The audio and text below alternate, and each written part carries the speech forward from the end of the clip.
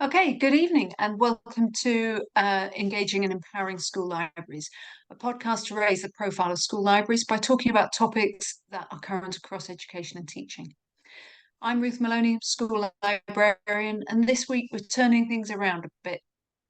I'll be interviewing Elizabeth Hutchinson, trainer and advisor for school librarians, who's usually my co-host, and Cathi Woods, school librarian.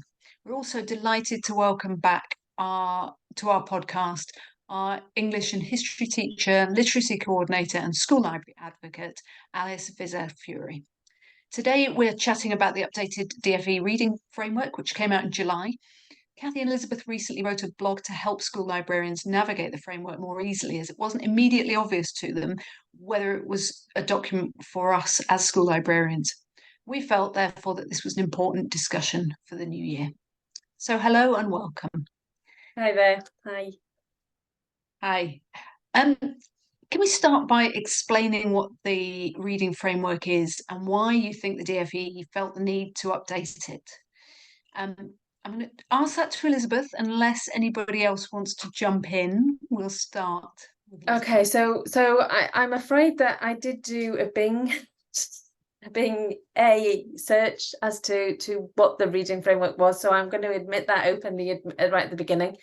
It's a non-statutory guidance document published by the Department of Education for England. It provides guidance for primary and secondary schools to meet existing expectations for teaching reading. And the latest version was published in July 2023. It's updated periodically to reflect the latest research and best practices in teaching reading. Do you think that that's about right, Alice? Does that? She's nodding her head. Cathi? Yes. Yeah, I also did a bit of a dirty Google search, but I also found some other things out about the DfE Reading Framework, in that this is only the second one ever published. The first one being published in 2022, January of 2022.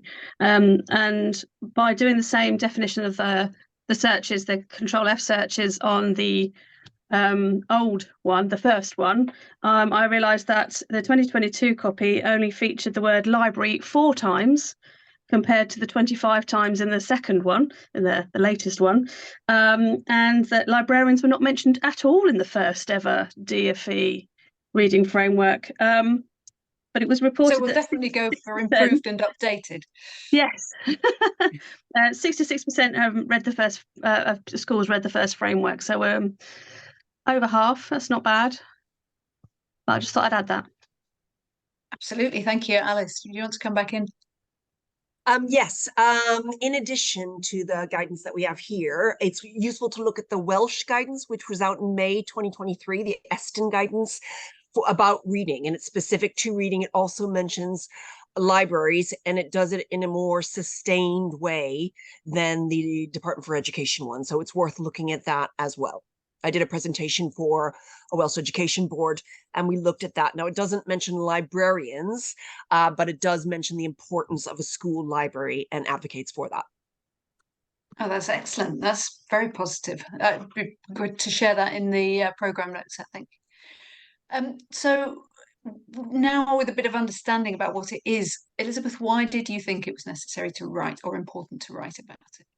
Well, I think when I first saw that the reading framework had been updated, I was just interested really to see how often school libraries or librarians were mentioned. And I had also seen on the SLN, the School Library Network, Cathi mentioning the same kind of thing that I was thinking about. So I thought, actually, if we go through it, it's 174 pages. It's a long document. It's not something that although it's relatively easy to read, it's going to take you a while to read 174 pages, isn't it? So I just thought, actually, if we could just pull out the highlights where libraries and librarians are specifically mentioned, in order to help school librarians themselves recognize their importance within this, it would help create something that was digestible. So one of the things that I'm very conscious of being a trainer and advisor is that I have examples pre-2019 of when I was working in schools, but I don't have current examples. And when Cathi had shown that she was interested in the document, I thought maybe it's a good idea for us to get together and use some of her current practices in the blog that we were writing, and I think that it worked reasonably well. Cathi, what brought you along? Oh, well, you did, to be perfectly honest. I was shocked and amazed by the replies on the SLN from when I first put it out there that this document had come out, and that I actually was not aware of the first document, the first reading framework, which I think that's just passed many people by. And why was I not one of those 66% that had read it before? I mean, it's been out in my school librarian career. Why was I not aware of it? Then when I read it and put it out there on the school librarian network that this was not very school librarian friendly, and then Elizabeth came to me and said, let's do a blog. And I said, oh, yay, definitely. I'll be definitely up for that. And I think it's worked quite well. I mean, it was a much longer document, and we probably could have gone on for a lot longer than we did. But we were trying to bring it down to, well, less than 30 pages. Yeah, absolutely. So I don't know, I certainly didn't feel it was very exciting to read. I mean, not that it was boringly written, but just that the content, the way they were talking about reading and schools, and the lack of mention of schools and school libraries made it quite a frustrating read for me.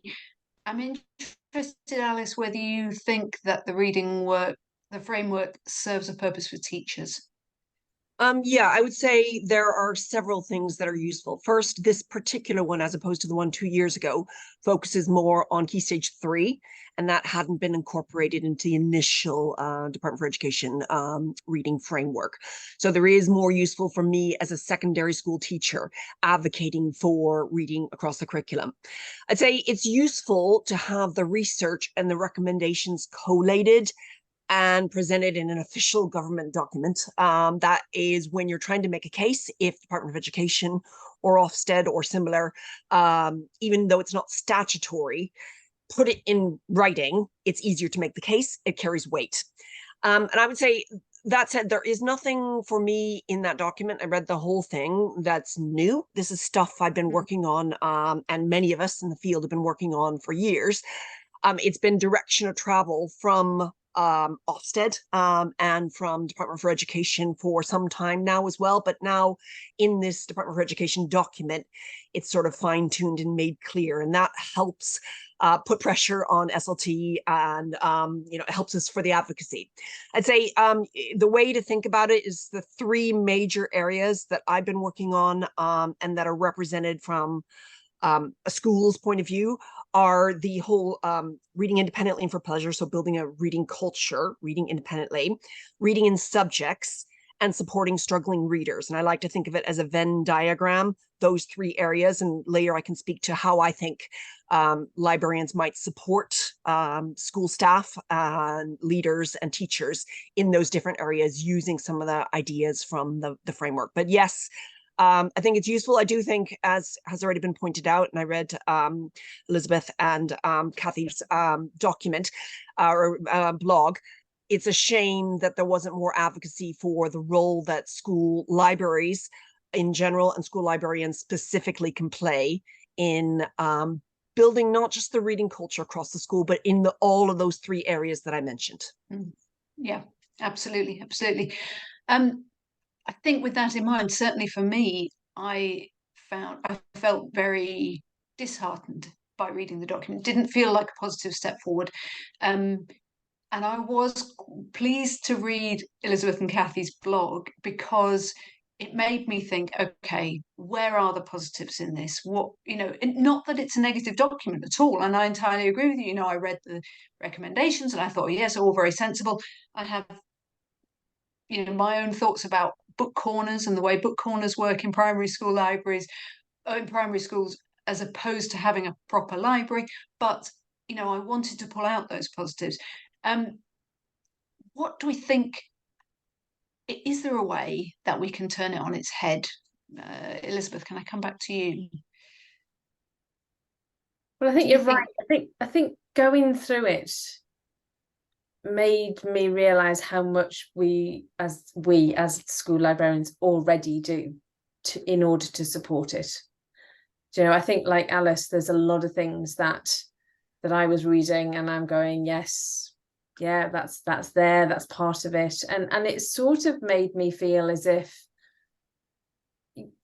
you know, that moment when you go to a conference and the presenter is telling you stuff that you are already doing, and it empowers you to know and understand that actually you're heading in the right direction. And actually you could be the one that's standing on the stage presenting.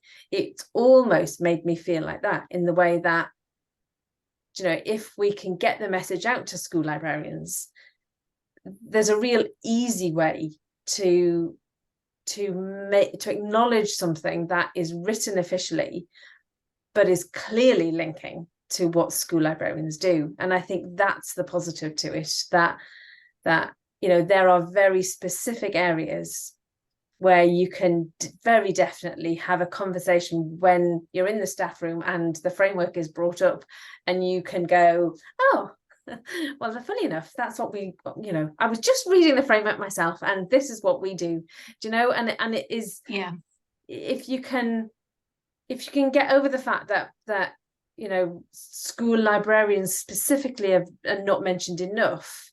I think what Cathi said, I think it was Cathi, that it's been mentioned, we're mentioned more now than we were before, so that's a positive, do you know? And I think we can't sit on that fence of annoyance and upset. We need to take all the positives that we can. I think that's the best way that I can answer that. Yeah, no, I think that's entirely right. What interested me was I found myself reading it and thinking, this is almost like reading about a parallel universe where librarians don't exist. They were talking about an adult who likes books and has an interest in sharing them with children, and a place where books and stories might be collected together. And I just sat there thinking, this is like a world where we can't mention the word library, you know, and it was slightly strange. And it still, I agree with you, we have to take this forward in a positive way. And there's no point in sort of saying, oh, you know, why aren't we mentioned? Why aren't we mentioned more? But there is a question about why our voices aren't part of the conversation. Where is the librarian in the DfE? Where is the library, you know, where are we in that conversation? Where are SILIP in this conversation? And I think there's something there, but you know, something positive there that we might move forward with to be in it next time, so that the next update is looking at us. But I think I'm terrible for jumping in, it's awful. I think the thing is, it's given a clear message to the understanding of the Department of Education on school libraries, very specifically. You know, you can't, without a shadow of a doubt, take this as anything other than their lack of understanding about what school librarians can do. But in some ways, that gives us a positive step forward, because it is a conversation to be had. Whereas previous to this document, we all knew that they don't know, but actually now it's written. That's the positive out of this, I think, Ruth. Yep. Okay. All right. Just going to say, they've taken it up to the line. They've literally taken it right up to the line of. Am I on mute? No, they've taken it up to the line of almost mentioning school librarians and almost mentioning school libraries. They can't actually make us law yet, statutory yet. Therefore, I felt like this was their way of telling us that, yes, we're important, but they can't call us by our libraries and librarians' names yet, because we're not statutory. Yes, so I I wondered felt if they were playing that game. Yeah, I'm Yeah. wondering if there is we made a noise with the blog that we did. I mean, we stood up as, we're not that typical shushy librarian thing. We stood up, made a noise with it. And I'm hoping that whoever's reading it, because we don't know who's read that document or read that blog, whoever's reading it, they just need that little bit of more of a push to get us over we need to be statutory. And like I thought with yourself when you said about where's SILIP and where's the SLA in this conversation, we don't know. We don't know. We just don't know whether they can get us over the line yet. So we'll get there. Yeah. No, absolutely, absolutely. So I'm thinking. I mean, as Alice was saying, this is more of a document looking at Key Stage 2, but it's very, very much still a primary school focus. It's got that real focus on the early stages of reading, and that the move into Key Stage 3 is really looking at those students who have left primary still with a low reading ability. So with so few state primary school librarians, what can we do as secondary school librarians, do we think, to support that transition, or those schools without an adult interested in reading? Alice or Cathi, actually, who'd like to join in? Sure. I mean, I can't, so I would like to hear from a librarian as well, but I can think about the transition and the role that potentially librarians could make and the school library could make as far as those students. Now, you're right that the focus in that particular document was a lot about how we learn to read, and looking at students who have fallen behind for a variety of different reasons. I work with students who have significant reading difficulties. We have students who can't even decode single syllable words in year 7, year 8, and also many students who struggle with fluency. So there is a significant an important piece of work to be done.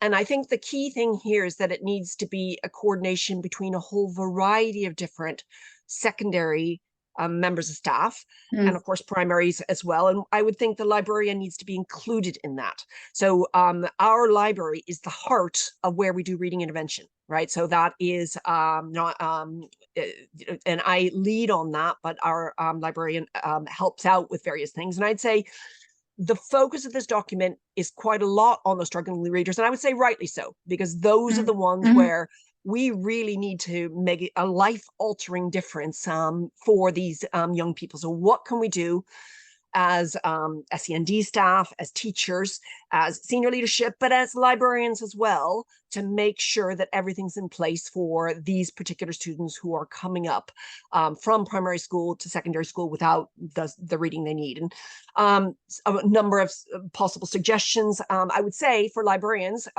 somebody mentioned it, but the CPD about understanding synthetic phonics and about the areas that students struggle in would be really, really good. So I think librarians who are in secondary, and if they're, and certainly in primary, should understand the basics of the reading. And it's explained in the document, but more CPD linked to that so they can better support those types of students and the work going on in schools. Also, fluency, students who struggle with fluency, what does that entail? Is there something that could go on in the library to support that? And then it could be in the library, for example, some schools do reading buddies or reading partners, and that could help with fluency. So, in particular, the students who can decode, okay, but need a lot more. I think they, in the document, they use reading miles. They need a lot more reading miles.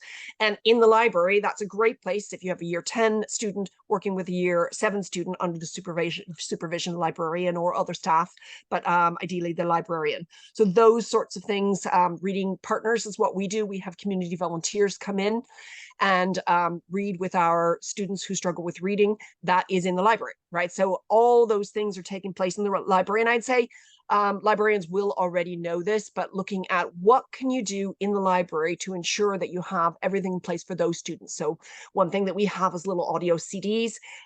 Students are not allowed phones to listen to, but we have audio CDs. They can listen to audiobooks.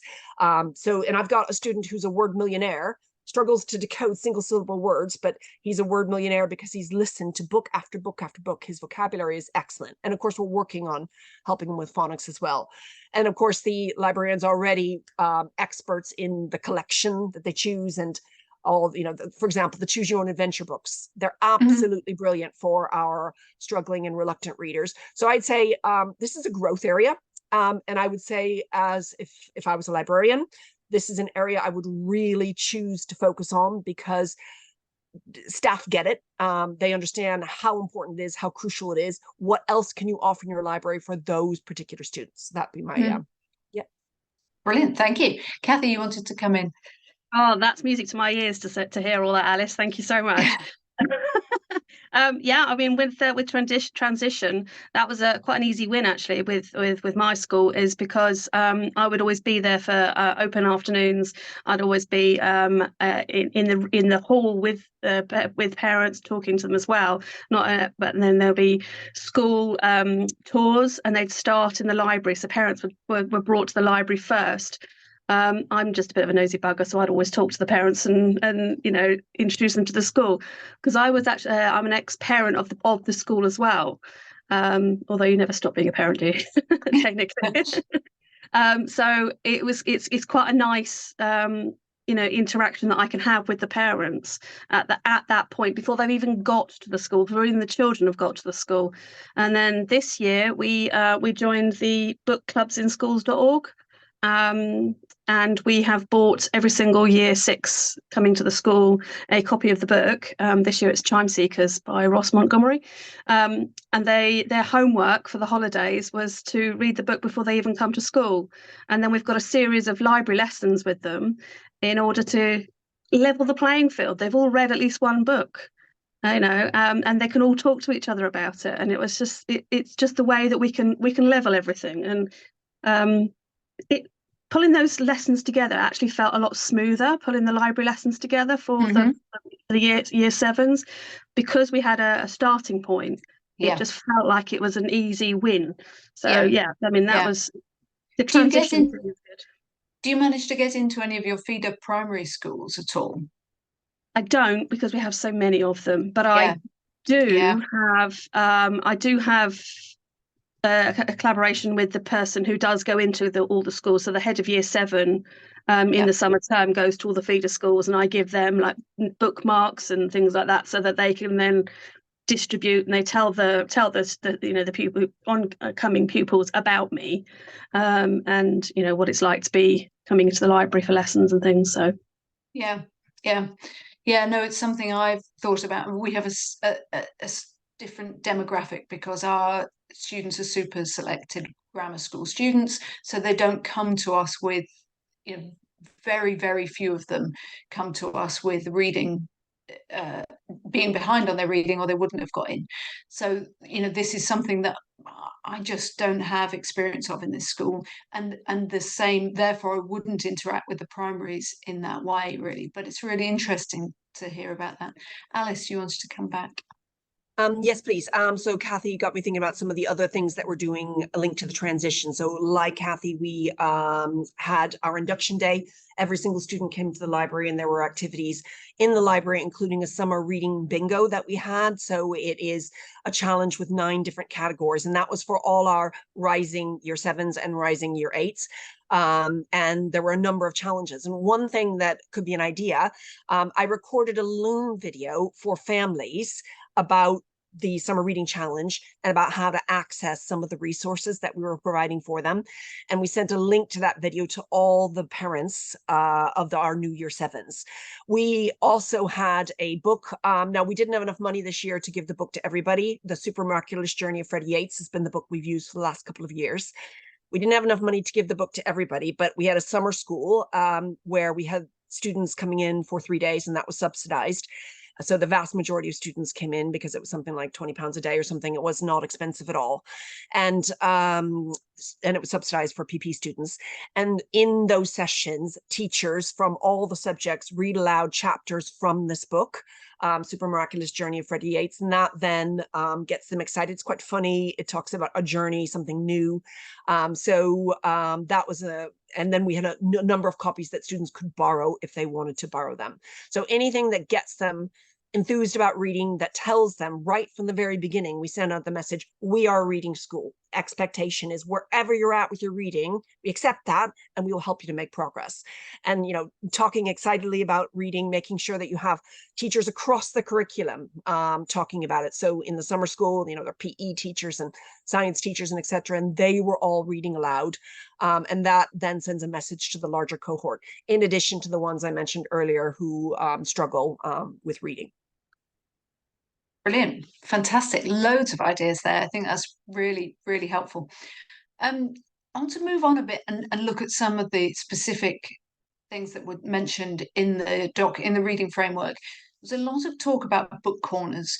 They've long been a concern of mine. When my children's primary school was rebuilt, they had a library, and they rebuilt without it. And I had a long conversation with the head teacher, who told me that they were going to put OK because there were going to be mini libraries for each classroom. And my concern is that exactly the students in this situation, the reluctant readers, the children who find it difficult, or the other end of that, the children who are super brilliant readers, your book corners in your classrooms very rarely are touching across that breadth.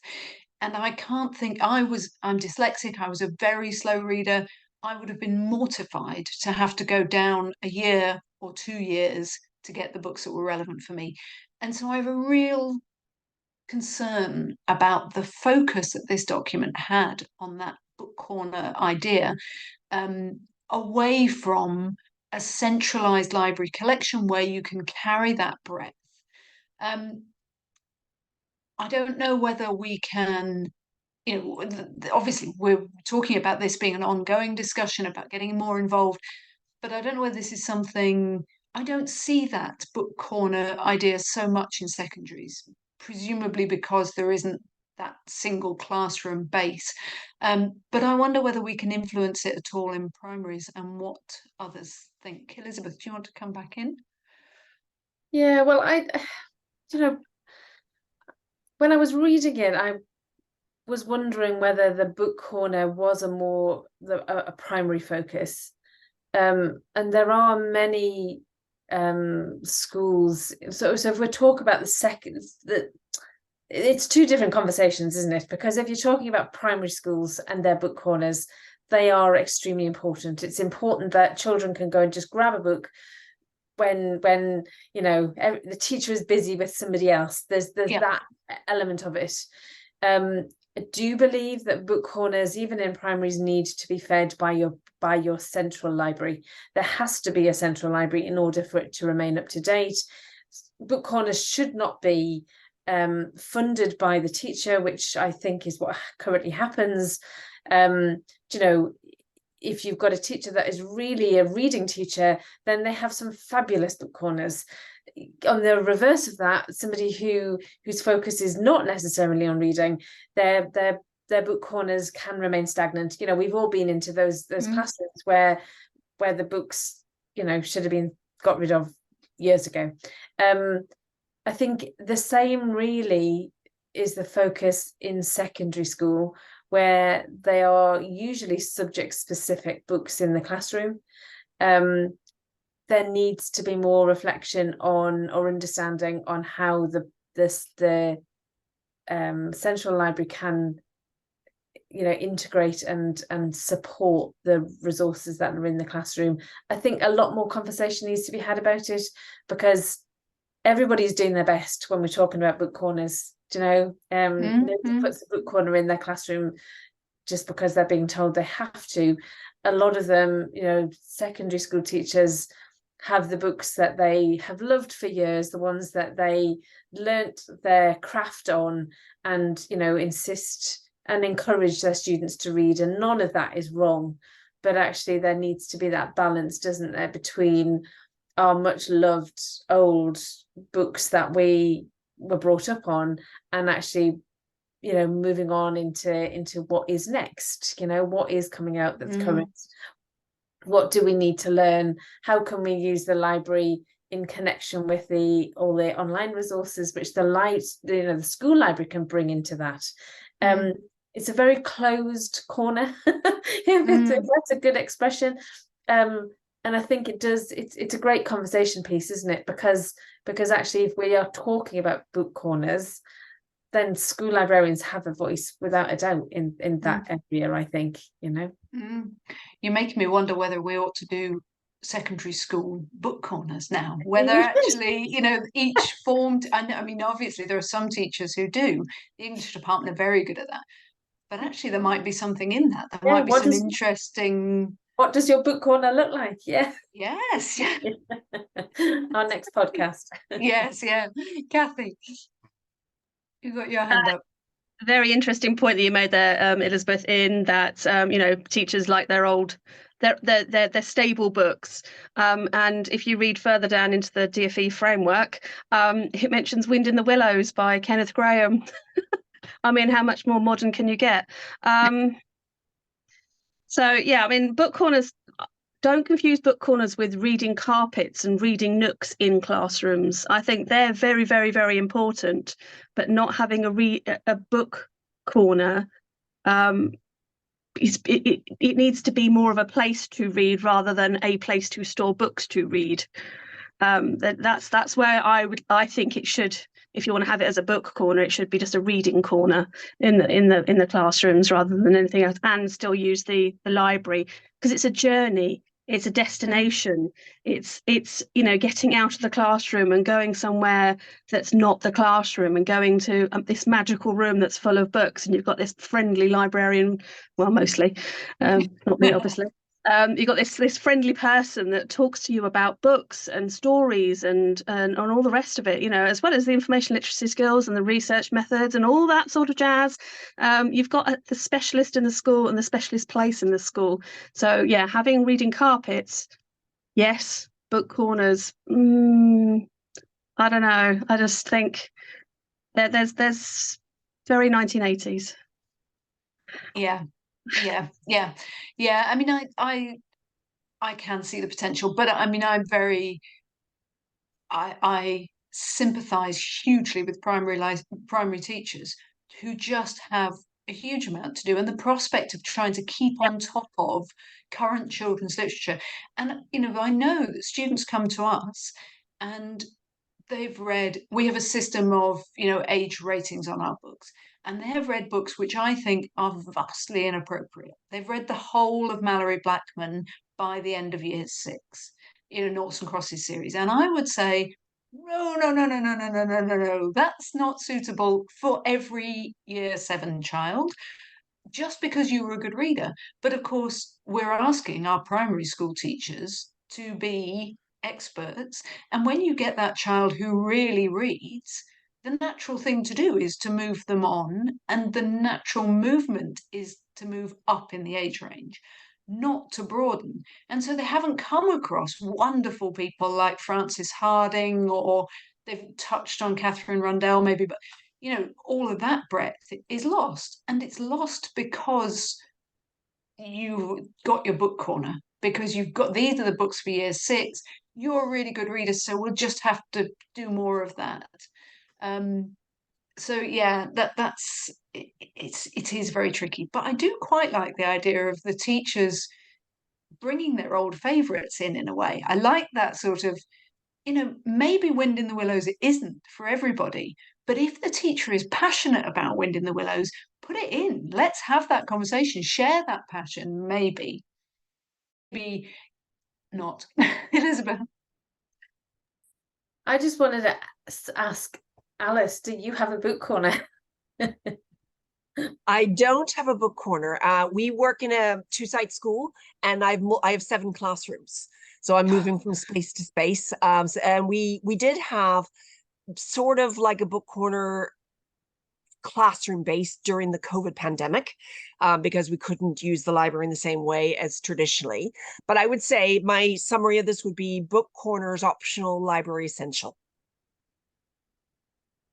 Excellent. That's very much the outcome I was hoping for. Brilliant. So before we do our final question, as is tradition, Elizabeth would like to say a few words about her membership. So I will pass it over to you, Elizabeth. Thank you very much. So I just want to take a few minutes to introduce Engaging and Empowering School Libraries, a transformative training membership designed exclusively for innovative school librarians and teachers. If you're an educator or school with a shared passion for fostering collaboration between teachers and librarians across all subjects, then I extend a warm invitation for you to join me on this remarkable journey. My mission is simple yet powerful: to empower school libraries and teachers through comprehensive training and unwavering support. By equipping them with the necessary tools and knowledge, I aim to enhance independent learning, elevate literacy levels, and nurture overall student well-being through the incredible resource that is your school library. By joining my community, you'll embark on an exciting adventure alongside like-minded individuals who are equally committed to educational excellence. Together, we'll explore a unique learning experience that embraces innovation and encourages the growth of your students. For more information about this extraordinary opportunity, please visit the link provided in the show notes below, and don't miss out on this opportunity to be part of this empowering initiative. Thank you. Thank you, Elizabeth. It's a fantastic membership. It's certainly one that I enjoy taking part in. So a final question, which is going to turn into a reasonable discussion, I would imagine, about thinking about teachers and school librarians working together to collaborate. And this is very much something that we talk about quite often. It's has been a subject for its own podcast, but I think particularly with this reading framework in mind, we're looking for those opportunities. We've been talking about how we can highlight the role that librarians could play for teachers when we're talking about the reading framework. So I wonder if we could just open a discussion about that, about this collaboration and the value it can bring to reading for the students and literacy across the school. Elizabeth. So I just wanted to say about this is the fact that, if you are lucky enough to have a school librarian working in your school, it's time now to invite them to collaborate with you as a teacher. The value that the school librarian can bring in teaching and literacy is huge. And actually it's a job that everybody needs to be involved with. So a collaborative opportunity where, I specifically want to talk about the collaboration within different subjects. So taking us from the reading for pleasure and all the initiatives that can go along with that, is that next step is having your librarian, working within your classroom, bringing the resources that you wouldn't necessarily get hold of, helping your students to navigate texts, to embark on journeys that with the librarian's help will actually help empower your students more. The number of students that I've come across where they can't articulate their ideas after they've read something, I feel is really, really sad. And actually, it is about having those really important conversations. And I think the librarian is part of that journey. And actually, having their knowledge and background brought into the classroom can be such a huge opportunity. I could go on, but across the subjects is the big thing. Across the subjects, stop thinking about English. As English is so important, think about all of the other subjects: your science, your history, your arts, your music, your PE. All of those need to read. And actually, that's where the librarian comes in, because they bring that expertise into those subjects too. Excellent. Thank you. Alice. Yes, so just building on what Elizabeth said, totally agree with that. I mentioned earlier those 3 areas: struggling readers, reading independently and for pleasure, but also reading in subjects. And I'm really passionate about the idea that students should be reading across the curriculum a whole variety of academic and disciplinary texts.